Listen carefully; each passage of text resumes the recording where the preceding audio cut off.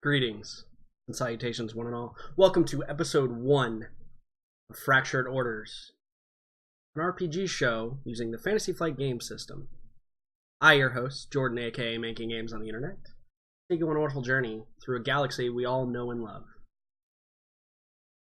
With the help of my 5 wonderful players. Now, for those of you that watch any of my other content, you won't recognize any of these people, and that's totally fine. That's what makes it awesome. RPGs are for everyone. So, a couple of things to note here. We've got some fresh blood. It's going to be great. It's a brand new system. I'm super excited about it. And it's Star Wars, and you can't really get much better than that, if we're being fair. So, let me tell you a little bit about the current setting. For those of you that may have not watched the intro, which is on a different recorded session. This galaxy is the same one as in Star Wars, except it is 500 years in the future. What that means is, most of the things we know and love about Star Wars still exist, except for all of the people. Everything still happened as we know and love the canon Star Wars, and the reason why this was a decision that was made is because the canon Star Wars is so beautiful and such an epic story in and of itself that it feels wrong to mess with it. And so when I made up this idea, I decided, why not go into the future? Why not go after all of this has occurred? Because then we can tell our own fanciful and wonderful stories in the galaxy we know and love. Now, there's some logistical things that happen here. You'll notice we have a map. And this map is of the galaxy, and there are some familiar names on there. You'll see places like Alderaan, and places like Coruscant, and places like Yavin 4. But the difference is, their relative location is the same, but who the players are in the game are a little bit different. So I'm going to go briefly into some of the factions that exist within this world so that everybody can get a good feel for how everything is working. You'll also notice on this map that there are areas drawn out that represent these factions' territories. And you'll also notice that there are areas that are not within a territory. That is 100% on purpose. The galaxy is not what we remember it. Things are much more fractured as per the game name. So there's no overlying republic or empire that controls everything. Now, there is quite a large faction. You can see this large green box here in the middle of the screen, which is the first faction we're going to talk about just very briefly. Again, I don't want to take too much time away from the players. So the first faction we have here is the Commonwealth of Worlds. Now, the Commonwealth of Worlds, they control all of this green area here, as you can see. And they function mostly as how we would understand the Republic to function, or the Empire to function in days of old. They have a Senate that is consistent of representatives of all the major worlds within their systems. The difference is when they were formed, there was a consensus that it was improbable to expect to control the entire galaxy. And so the Commonwealth was formed from a couple of core worlds that then branched out and said, everything beyond the mid-rim is unreliable. We can't feasibly hold that with manpower. So they decided to shrink the borders a little bit. Well, what this allowed is a lot of minor factions to crop up kind of on the outside. Now, the largest of these minor factions is the Remnants. Now, the Remnants are what we would recognize as it represents the remnant of the empirical style of living, a militaristic style of living, if you will. Most relative, I think, if we were talking in real world terms, some people might consider it to be a socialist or communist country, but obviously they control a lot more than there are billions and billions of people that exist within their territory, and their territory is the large red territory right up here. And so the remnants act as a heavy force within the galaxy. One for one, they are easily comparable to the Commonwealth as far as military might goes. However, they do control a much smaller area, which means that they rely upon resources from outside of their territory in order to survive, which would be the mild difference that we have here. And we're going to learn a lot more about the Remnant, especially in the upcoming sessions, because the party has some things to do with them. So that's exciting, and we'll get there in just a moment. So, for now, I'm going to leave it at that. I'm going to explain the others as we get to them so that we can kind of get into the groove of things. But those are the two most important ones that you need to know. The Commonwealth functions as the Republic of old. They function as the kind of galactic spanning entity government that exists. And the Remnant kind of is the leftovers from what the Empire would be 500 years ago. So, that's fantastic. Without further ado, what I would like to do, however, is introduce all of my players, get to know them a little bit, because that is obviously one of the most important things, and luckily, it looks like everybody is here. Isn't that incredible? So let's go ahead and turn on Discord and see what all of them are doing. We are. It is. Hello, everyone. Welcome. I'm glad you all could be here. Hello. Hey. Hello. Fantastic. So, I just gave my brief introduction to what the game is, which you all have heard already, but I would like to go around one final time because we as a group have only met all together once. So, I want to just make sure that we're all on the same page with what's going on and who we all are. So, I'm going to start from the bottom. Zinj, I believe, is what you go by, correct? Yeah, what you would prefer? or Z. Zinger Z. Zinger Z. Would you please introduce yourself? Not your character, we'll get to that, but introduce yourself, tell us a little bit about you. I live in the U.S., Puget Sound region of Washington State. I'm a mechanic at Boeing, but I am injured, so I'm actually not at work right now. I got a couple cats, big into Star Wars, big into fantasy. I don't know what else you want me to No, I mean, produce. You're basically me, but you work for Boeing, because I also love Star Wars and love cats. But I'm not injured. I'm sorry to hear that. I was not aware of that. So. No, it's good. It means I don't have to work and I get paid. True. You know what? If it was on the job, that is a good point. You do get paid to sit at home and play wonderful RPGs with us, right? Mm-hmm. Fantastic. Toasty or Josie, would you please introduce yourself? Tell us a little bit about yourself. Hi, I'm Toasty. As you probably gathered, I live in Northern California. I'm kind of a wanderer. I move between multiple houses, so sometimes I'll sound different. I'm kind of an amateur artist. I like animals, I guess, and hiking and drawing and doing all sorts of creative shit or stuff. I don't know how PG-13 or what our rating is. Fuck PG-13. Yeah, fuck. Okay, fuck cool. Yeah, so yeah, I don't know. Just pretty much like a kind of a, I guess I'm just a hippie. That's pretty much what I am. Listen, there is nothing wrong with being a hippie. Nothing wrong with it at all. I think a lot of us wish we could be a little bit hippie in our lives, so that we were a little more carefree than we currently are, I'm sure. It's so easy. All you have to do is like not care about anything. Right, yeah, absolutely. And smoke weed. Absolutely. Smoke that thing. Oh, sorry. I mean, yeah, correct. If that is your thing, sure. Mulan, would you please introduce yourself? Tell us a little bit about yourself. I'm Mulan. I live in London, England. I'm a freelance network engineer and a Star Wars fanatic. Well, that's great. Wonderful. Yeah. And this is the first.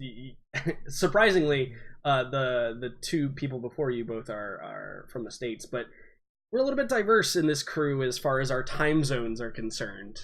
So in England, it's pretty late over there right now. Well, it's not. I guess not late over there. It's seven in the evening. Yeah, it's a reasonable time, perhaps.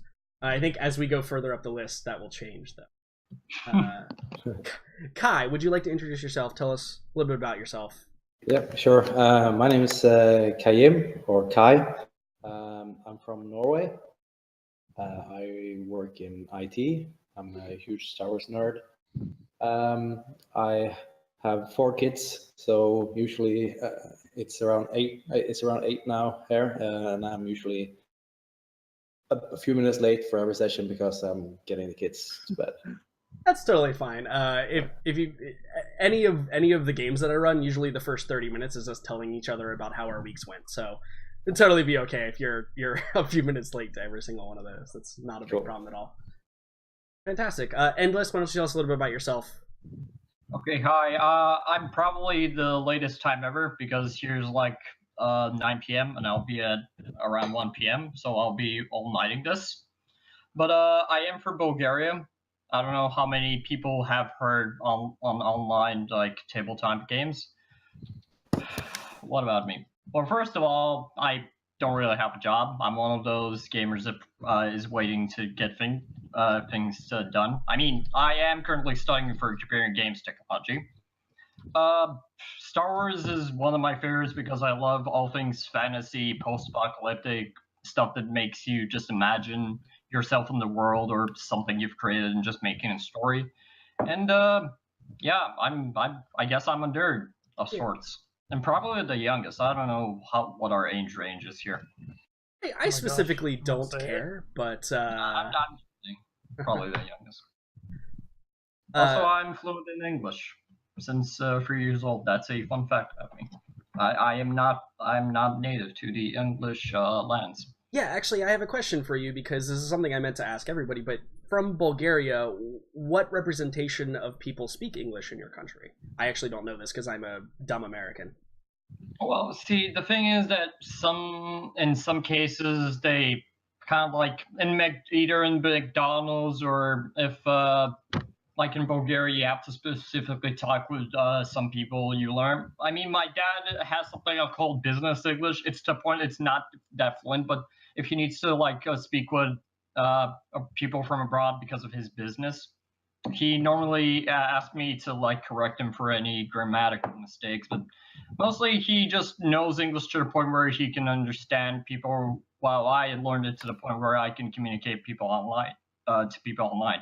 Even hell in the UK, since I've started studying there, so it's not a problem. It's like I'm not fishing for dictionaries or stuff. So I'm glad I actually have this ability to speak fluently, or at least casually. So are we, because otherwise you wouldn't be able to play with us, and I'm sure we all want that.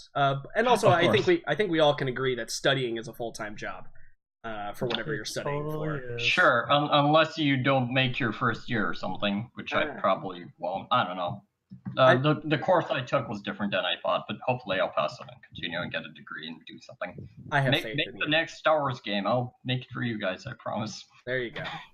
Fantastic. Amazingly, there's a lot of full-time jobs that don't pay any money. That's true. That is also very true. Yeah. Well, I'm glad YouTubers, Jake. I'm glad you all are here, and glad you all could be here. Obviously, myself, as you know, I'm a dumb American. I currently live in Florida, hoping to change that very soon. But most importantly, I am also a Star Wars nerd. Although I will mention this, I am not the biggest Star Wars nerd. I think that a lot of people probably in this game know more about Star Wars than I do, but the one thing I do know how to do is run RPG games. So hopefully that skill will translate well into creating an amazing game for you guys, because that's all I really want to do, is make sure that you all have a ton of fun during these games and get to enjoy yourself. So yeah. I think that without further ado, I'd like to just jump right into it. It's a little bit of a shorter intro than we're probably going to be used to once we all get to know each other a little bit better and start explaining our lives and what we do on a weekly basis. But this game I have been preparing for quite some time, as you all know, and we actually have gotten a slow start to this game. We've all been kind of hanging out for a while, waiting for schedules to work out, and it's summertime, so people were going on vacations or holidays or whatever you call them. And so this has been a long time coming, and I personally have not lost any of my desire to play this game. So that being said, we spoke, we had our session 0, we created our characters, we went back, we made sure everything was tight before this game so that we can all be up in what is going to happen here. Now, let me lay out the scene for you all. As we concluded during our session 0, is that the group of you has come together because you are going to head to a location known to one of our characters who goes by Mouse, in order to find some information, hopefully, on a friend of hers.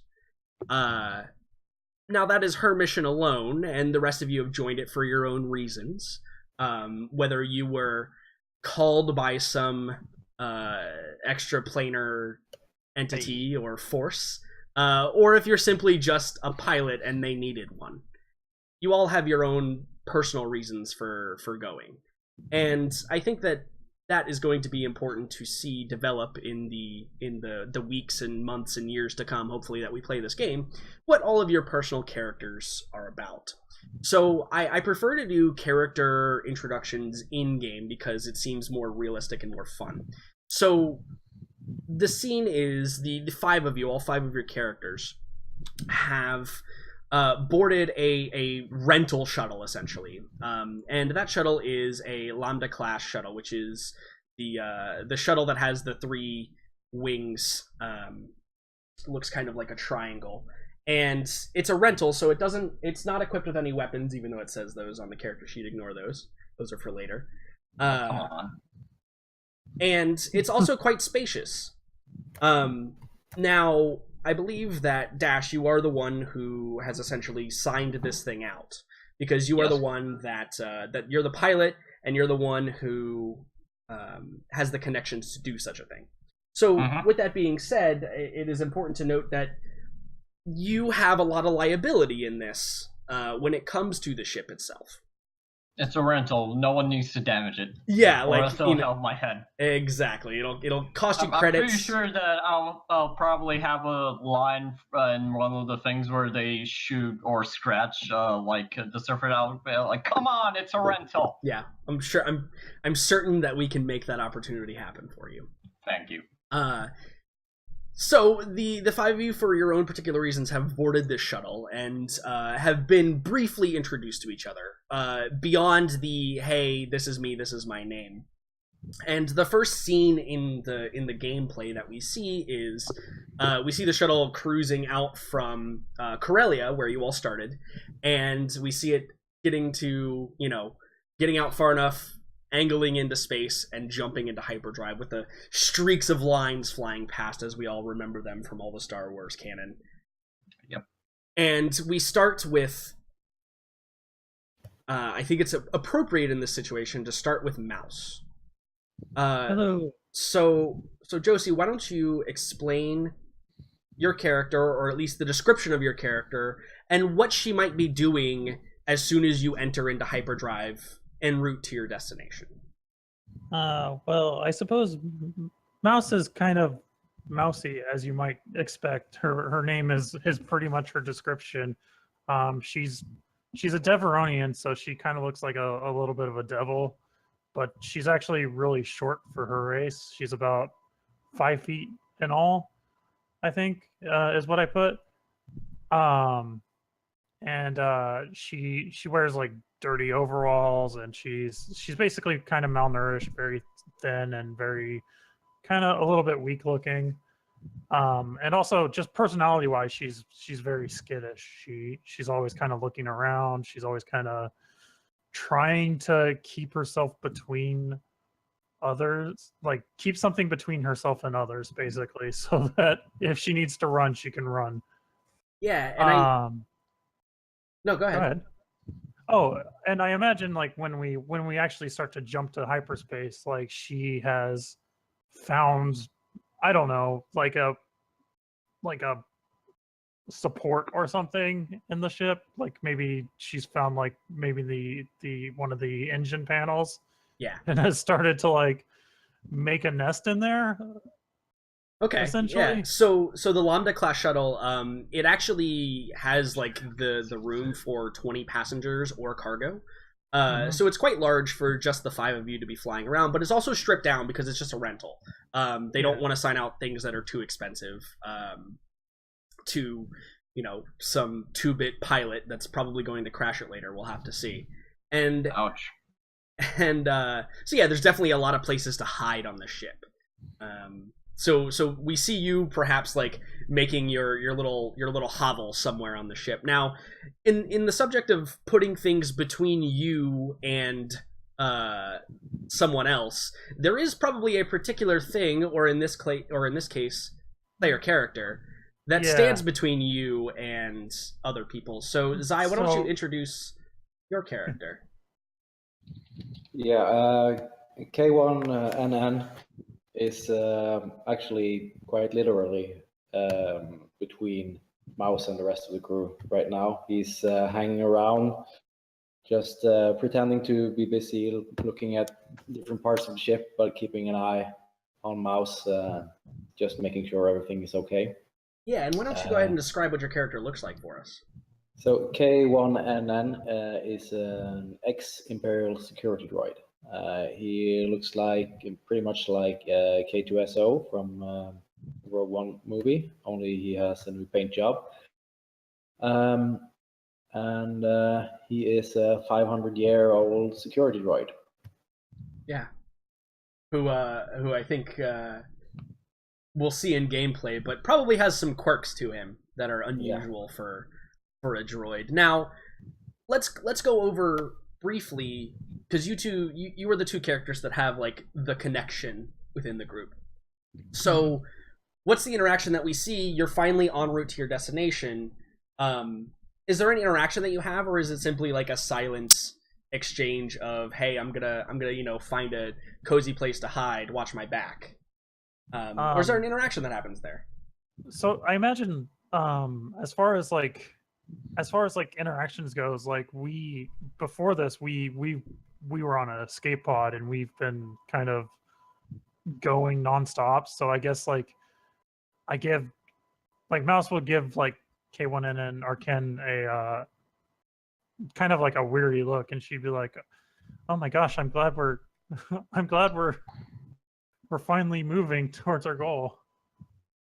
Yeah, and Kin is totally misinterpreting that look, and he is on high alert because he thinks something is wrong.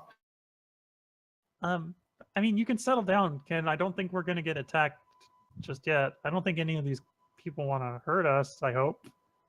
I'm not sure how logical these people are. I'm not sure how they think. I need to assess the situation before I can, as you say, calm down. I mean, that healer person seems pretty nice over there. Yeah.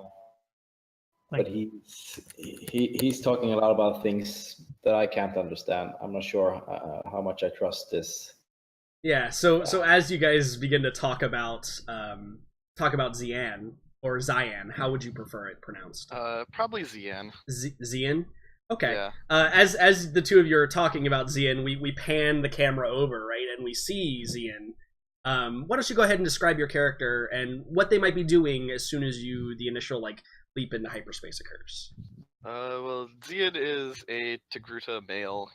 I think he's in his 30s. He's a little older than traditional, in the previous timeline would have Jedi training, right? So now we have all sorts of different Jedi sects, but in the original canon, you'd have the Jedi trained at a young age. He discovered Force sensitivity at a very late age, or was discovered by a master. But he was kind of outcast, so because of his early Force sensitivity that nobody could really explain. Yeah, so he likes to keep to himself. Okay, and you said you were drawn here, right? Yes. These particular people drew you because you felt a lot of pain, right, within most of them. Yes, there seems to as a healer, there's a lot of work to be done to help people, and there's a couple individuals in the group that I'm more drawn to, and on some of them, it seems like I want to try and draw them out and kind of embrace the rest of the group, but at the same time, they need to do that on their own. You can't force it. So the early bit, I probably have been introducing myself to everybody, trying to get some more information, but not forcing it, and Okay. probably just kind of observing and see how individuals act and react, see how I can begin the healing process. Yeah, absolutely. So maybe the first scene we see with you after we pan over is you approach one of our other characters, Jax, and you Okay. introduce yourself to him. And Jax, why don't you go ahead and describe your character for us? Okay. So Jax is a Mandalorian who left Mandalore at a young age with the aspirations of becoming a big bad bounty hunter, and he completely and utterly failed at this and kind of ended up being a glorified hired gun for a bit until he was on a job with a guy called Mac, who kind of took him under his wing, and Mac ended up being part of one of the kind of smuggling criminal syndicates that exist, and Jax became quite heavily involved with them. And then while he was on a mission with Mac and the rest of his team, they were betrayed, and everyone but Jax was killed. So he's on a personal quest to figure out who betrayed his team. But also, ever since then, he's kind of been on the outs with the Arcana Syndicate.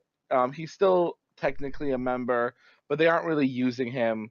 They kind of thrown him to the side, and he's also desperate to once again like become relevant to them again.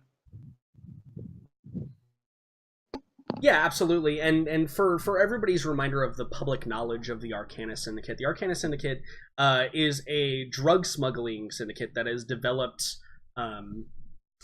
borders outside of the Commonwealth's control. And their biggest rivals are the Hutts, obviously, because the Hutts deal a lot in drug smuggling and smuggling in general. So the Arcana Syndicate has quite a bit of rivalry with them. They're located over here in the Arcana sector, surprisingly enough. It's probably where their name came from.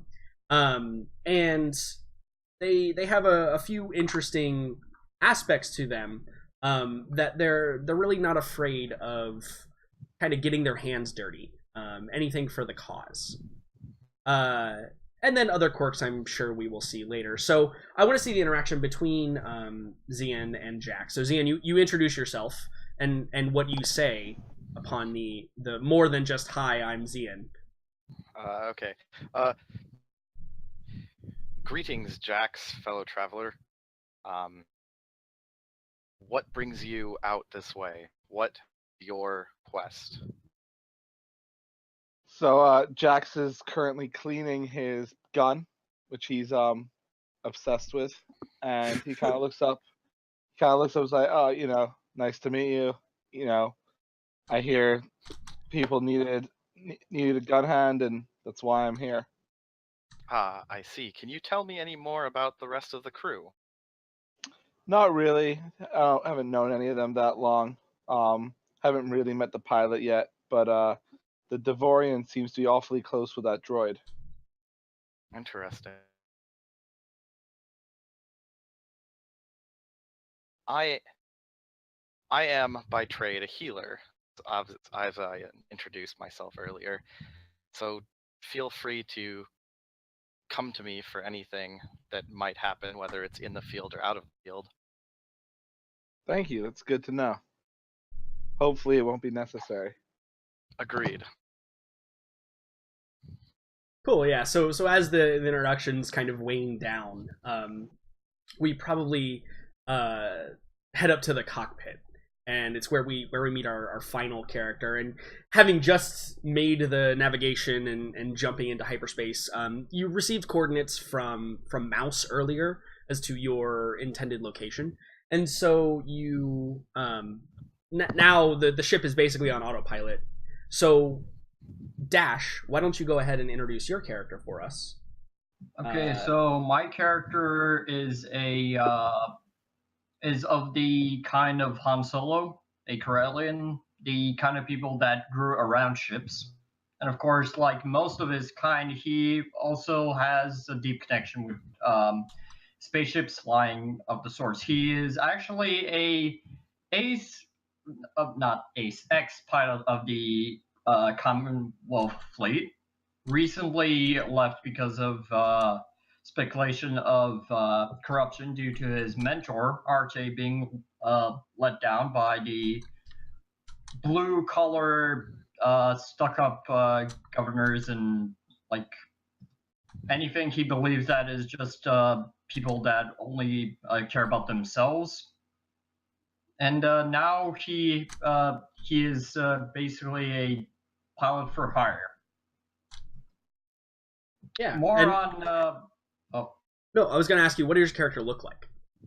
So my character is basically pretty standard. He's decently sized, about 6'1". He's pretty young because he still hasn't gotten to the age where he's mature, but he has recently graduated and become a pilot, so he's around 24. So he's recently made about 3 years into his career as a pilot, plus a few years as a pilot in the Commonwealth Fleet. And he has brown hair, green eyes, and it's kind of like charming look to him. Not to the point where like a smugger, but kind of like a likable guy of sorts. Cool. Yeah, I think a likable guy is perhaps a little bit missing in the group, except for maybe Zian. So Dash, what are you doing as soon as you jump into hyperspace? Your ship's on autopilot. Do you let the crew know that we're en route and give them a time frame? It'll be probably like a day travel because I don't really care. Okay, so I'm actually gonna go down to the cockpit and just go down and with a clap of his hand say, "All right. So we're gonna be there probably at a date. Now, I want to know something. Does anyone have any piloting experience for about a co-pilot by chance?" Okay. I do not. I mean, I know my way around a ship a little bit. I'm not like the best pilot, though. Yeah, We're me talking too. about navigation, just basic maneuvering, stuff like that. That someone help me out, but that's fine. I mean, I'm just asking. I'm mostly more of a mechanic, actually. But I mean, I know a little bit of piloting. No, I don't want to force you. I'm just asking if you don't know to. I'm not gonna get you out of your element. All right, so I want to ask, what is this rumor you said that you need to go to? Because you mentioned something of a rumor when you hired me. Oh, yeah. I don't was this a lie that I told? I don't remember the exact story. You were just vague. You didn't really tell him one way or the other, so you could like decide to not give him the full story if you wanted to. So, but you had just been like, hey, because this is also under the guise of a salvaging mission, right? Is you were like, hey, this is a place where we can make some money, which is true technically. It's sort of a lie of omission because your motives are not specifically that, and I think there's also other characters whose motives are not specifically that either. Hashtag. Yeah, hashtag deception. Yeah. Me too. Anyway, so I guess I kind of like hide my face behind Ken, like not like bury my face in Ken, but like sort of move my gaze so that I'm not directly looking at anybody, just basically Ken's body. And I'm like, oh yeah, there's an old Imperial frigate near it was Theta, I guess. Is that where it was? Yeah, so it's near Theta. Yeah, there's an old Imperial frigate near Theta that has lots of stuff that the Remnant is interested in. So it it might behoove us to actually like salvage it. Can I make a sort of like perception check? Sorry. Well, I'm using D&D I think for now. that yeah. So in the element, and I think this is actually something that I haven't I might have mentioned to you guys before, but when players want to do stuff to other players, I leave that for them to decide whether or not that would actually work. Otherwise, I want to keep it within the role playing. You know what I mean? Yeah. I don't think Mouse is being very covert about there being some alternative thing here. But also, she doesn't seem like she's lying, I would say. Yeah, this is kind of standard mouse behavior. I'm from what you... suspicious. Yeah, well, then your character can just be suspicious if you would like. That's Okay, fine. That's fine. Yeah. This is standard mouse behavior. Like she's very as far as you guys have known her, she's also very shy. So she constantly kind of stutters or averts her gaze and stuff like that. So I mean, she still doesn't sound very genuine, but she doesn't usually sound genuine. Right, exactly. It's just the way that Mouse is, kind of like a mouse. Well, the thing is, Dash wouldn't buy it. Maybe just he has a hunch or something. I don't know. Yeah. So maybe you give the like narrow-eyed look and then be like, okay, sure. Okay, yeah. Yeah. Kin will say a bit too loudly, yes, there is treasure to be found. Most definitely. there is treasure. Yeah, absolutely. Okay, so no semi-good co-pilots. Is that the case? I'm gonna ask. Do we think that there could be any survivors? On the derelict Imperial ship? Yeah. Yeah, I think that's pretty old, buddy. Okay. I mean, I guess there could be survivors. I mean, there could be old droids. I don't know. Yeah, you're much more likely to run into other salvagers, to be fair. Because what you know of this is the reason why you required like coordinates to go see it is because it's kind of floating in the middle of nowhere. It's not near like a significantly large gravity well that you can that is on like a normal hyperspace route. So you kind of have to like go to Theta and then head out from Theta in a direction. And so it's one of those like needle in a haystack sort of things. And that's basically how things work in the realm of. It's been 500 years since the Empire had any ships, right? It's been so long since that occurred, and so that they kind of just drift through space until they're caught in some larger gravity well and then discovered. And so this is probably at the edge of the system that Theta is in, like what we would understand as like past the Kuiper belt, like way out there. And Mouse, you were able to discover this location because of a previous incident, right? Yeah. So I guess for the sake of the story, the previous incident was that there was a Mouse was originally part of another salvaging ship that belonged to the Hut, and they found it when they accidentally crossed into remnant space, right? Because they were generally salvaging in areas that nobody had control over, and they accidentally crossed into where Theta was, and as a result, remnant soldiers found them and essentially took over the salvaging ship. Right. And Mouse and Ken were barely able to escape.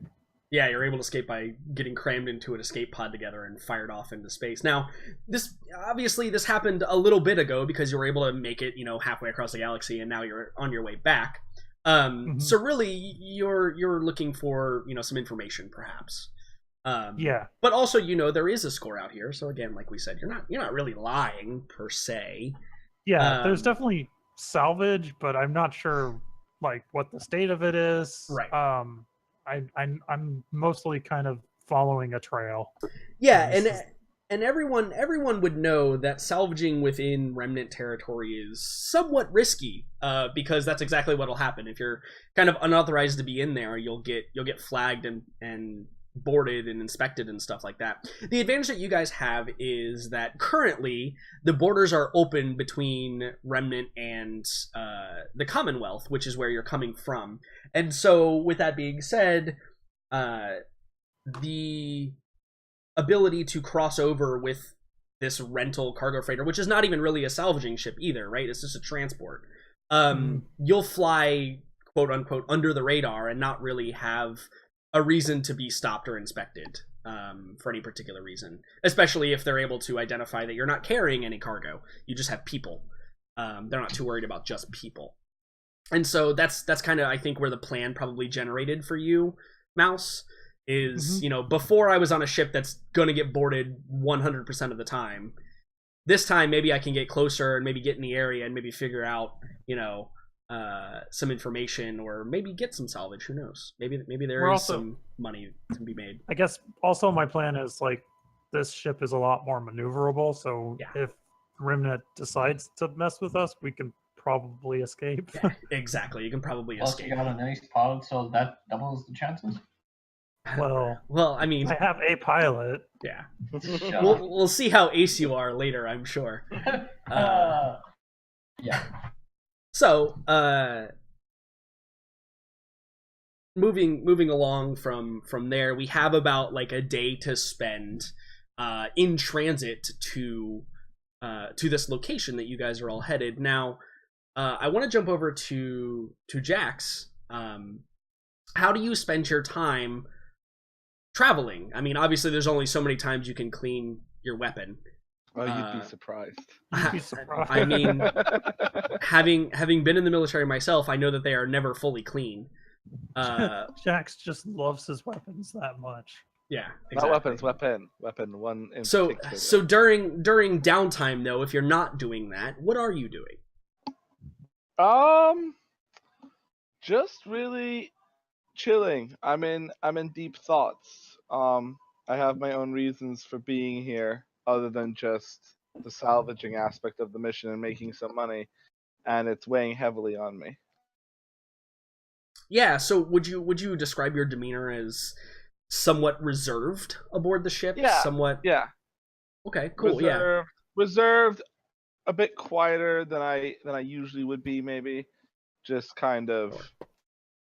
But also a bit like, I don't know, I'm not so eloquent. What's the word I'm looking for?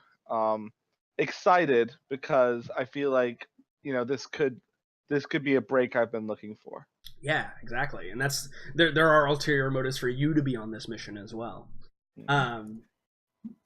Secrets for everybody. Exactly. Hey, I mean, it's Star Wars. We all have secrets, right?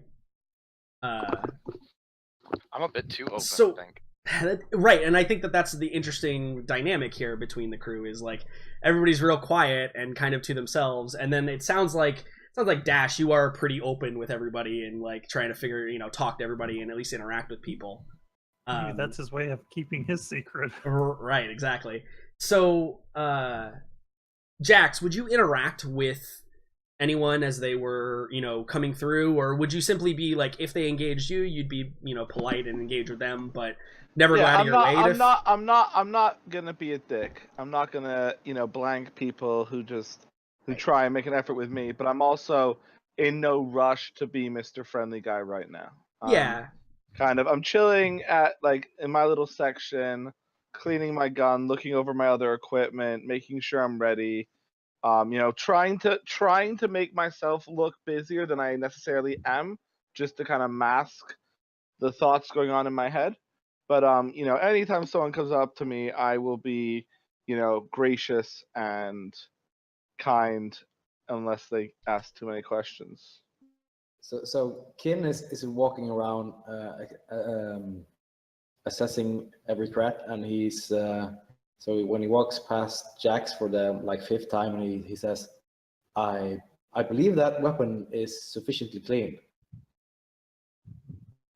You're probably right, but some things need to be looked after. But what would you gain with polishing it one more time? It's not about gaining anything. It's about respecting the person who gave it to me. I see. And he walks on. Yeah, he just like walks on. So we Yeah. probably follow Kin as you continue walking, and I would assume Zian, you I think in opposite of Jax are really trying to get to know everybody when Yeah. they're available. Yeah, if there's a time where like even Dash is just kind of hanging out at the cockpit, he'll hang out with him and kind of get to know his story a little bit more too.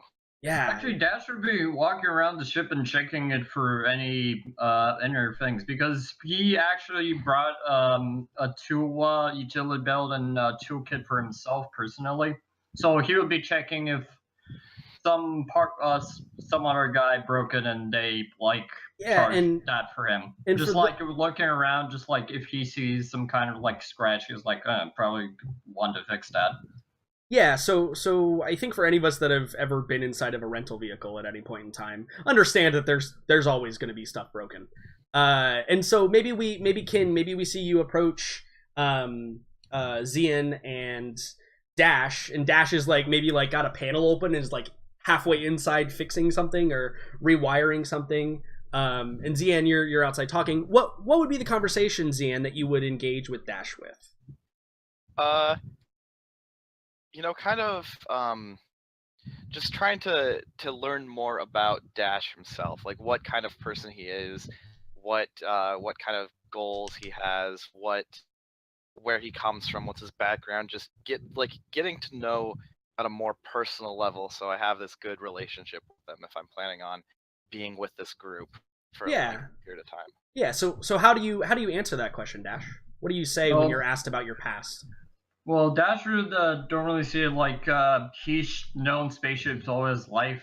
The thrill of flying ships, making ships, building ships at a young age, telling how his mom and dad were a ship mechanic and a common fleet pilot, and then how he joined the fleet, and also he mentions his mentor at one point and saying that he's basically thankful for everything he knows, saying like how he served for a time and how he left because of his own reasons. He's not going to say what.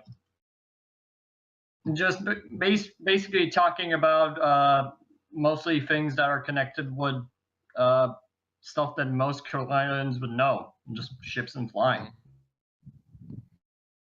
So it'd be reasonable to say that you're pretty open with your past, minus like your personal business, obviously, but you're pretty open with and who you are and what you've done. And one specific name. For all they know, my parents actually called me Dash. Right. Yeah. So you just assume that that's his name, obviously, because that's how he introduces himself. Yeah. So we see Ken. You enter in, and it's probably right at a lull in the conversation. Yeah, and I see the open panel, and I bend down, I guess, because it's probably lower than me. I mean, you're like 8 feet tall, so yeah, that's probably true. I see something in there, which I just unceremoniously reach in and grab and yank out, and I look at it, and I'm thinking I'm gonna show it to Mouse. And he found a Dash. Yeah. Could you put me down? I was fixing a pipe. But you're not supposed to be in there. You realize that I have mechanical training, right? I can't fix this thing.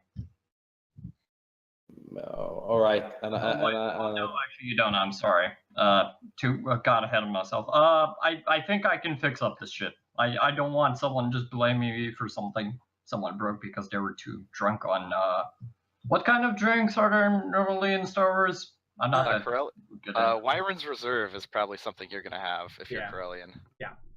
Yes, I'll say that. Yeah.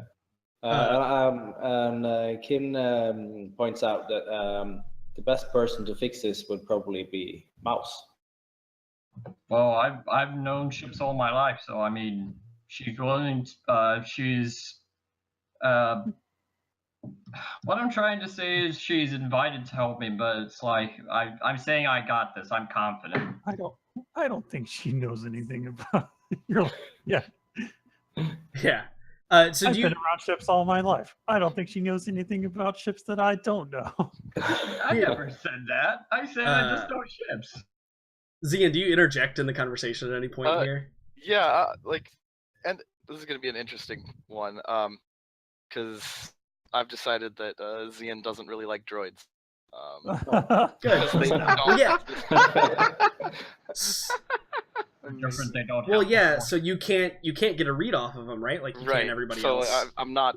So like, droid, that was very rude of you. I'm trying to look after the well-being of everyone on the ship. Is that rude? Does your species consider that rude? Well, your particular action was rude. In my culture and in most civilized cultures, we ask before we just grab somebody. There was an can you be object in the careful? panel. This jacket is kind of important to me. I don't want it to be ripped. It's kind of old. Please. My apologies. And I put It is down. fine. Yeah. So Okay, you set him down.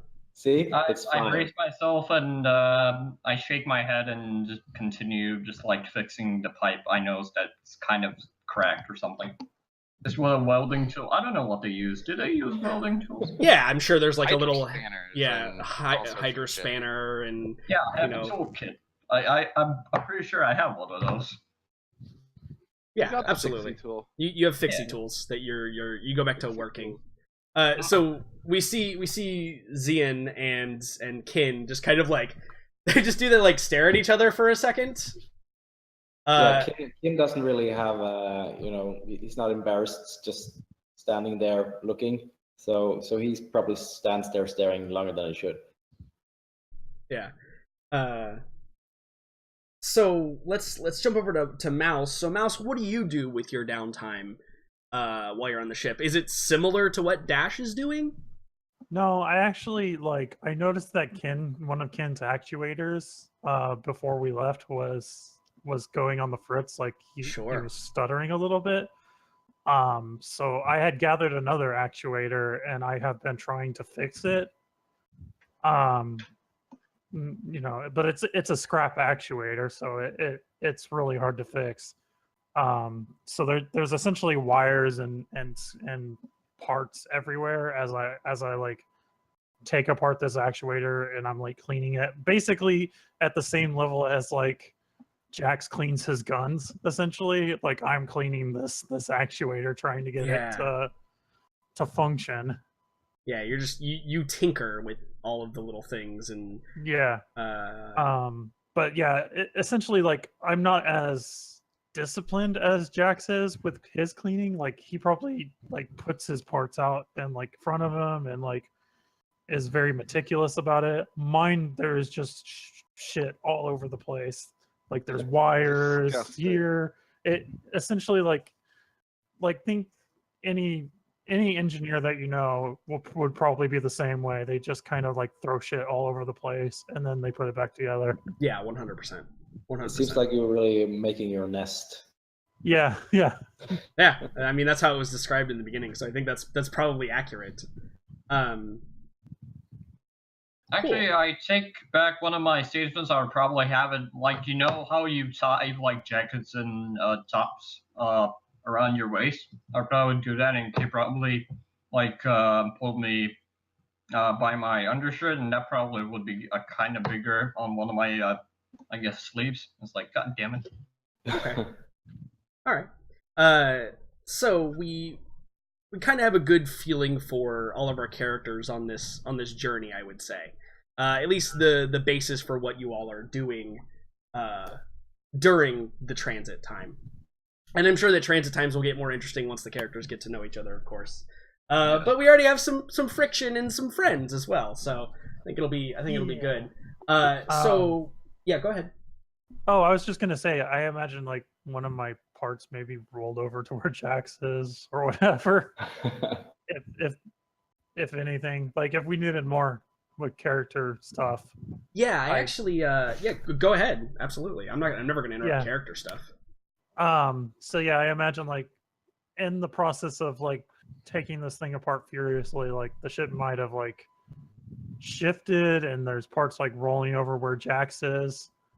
And Mouse is kind of like looking at the parts and then looking at Jax and then looking at the parts and then looking at Jax again. And like is there a particularly interesting part? I mean, there's probably very oddly shaped parts. Yeah, they're probably, it's Star Wars, so yeah, I mean, pretty interesting. basically everything you tinker with in Star Wars is like those logic puzzles where they only fit together one specific way, and there's all these weird shaped pieces. So I'll pick up, you know, a few of the parts, and I'll kind of look at them a bit, and I'll walk over to Mouse and kind of hand them to her and be like, "You're pretty good with this kind of stuff, huh?"